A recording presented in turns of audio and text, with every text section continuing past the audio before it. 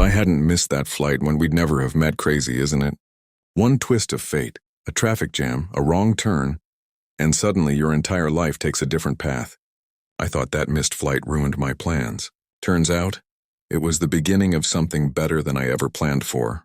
It was supposed to be just another business trip. London to Rome, Twickenham. I had it all mapped out. Meetings, presentations, and maybe some sightseeing if time allowed. But that morning, chaos. My taxi got stuck behind an overturned truck, and by the time I got to Heathrow, the gate had just closed. I begged, pleaded. Nothing. The agent handed me a standby pass for the next flight 5 hours later. I slumped into a seat near gate 32, frustrated, tapping my foot and scrolling aimlessly through my phone. That's when I noticed her. She was sitting across from me with a camera in her lap, looking through her photos. She had this calm energy, like missing a flight didn't bother her at all. She smiled at the screen like it was sharing secrets with her. I don't know what made me speak, but I said, "Rough morning?" She looked up, smiled, and replied, "Actually, kind of perfect." "Perfect," I laughed and shook my head. "You miss your flight too?" "Yep," she said. "But if I hadn't, I wouldn't be sitting here watching a stranger talk to himself."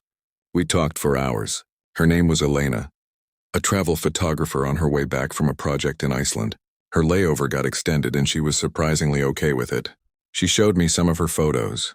Mountains that looked like paintings, quiet villages under northern lights. I told her about my boring finance job, and she teased me for calling it boring while flying to Rome. Eventually we got coffee, walked through the terminal, talked about books, food, life, love, the kind of conversation that makes time melt. When our flight was finally called, I didn't want it to end. On the plane, we somehow got seats near each other. And when we landed in Rome, she said, "You know, I never share taxis with strangers, but for you, I'll make an exception."